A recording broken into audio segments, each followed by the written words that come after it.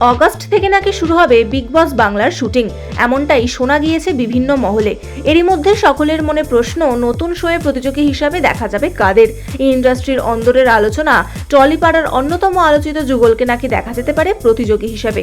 তারা কারা? অন্দরের ফিসফাস অভিনেত্রী নুসরাত জাহান এবং যশ দাশগুপ্তকে নাকি বাংলা বিগ বসে যোগ দেওয়ার কথা বলা হয়েছে।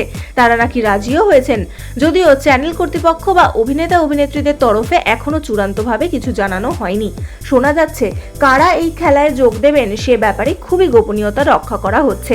গুটি কয়েকজন ছাড়া এই বিষয়ে কারো সঙ্গেই আলোচনা করা হচ্ছে না।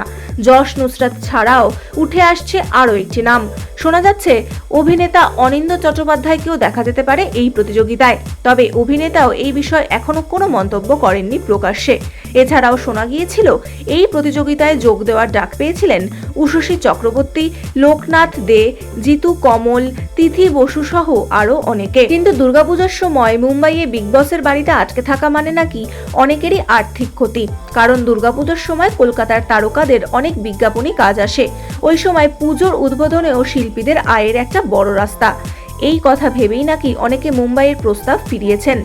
অনুষ্ঠানের সঞ্চালকের আসনে দেখা যাবে সৌরভ গঙ্গোপাধ্যায়কে। সঞ্চালক হিসেবে দীর্ঘদিন ধরেই সৌরভকে পর্দায় দেখেছেন বাঙালি দর্শক।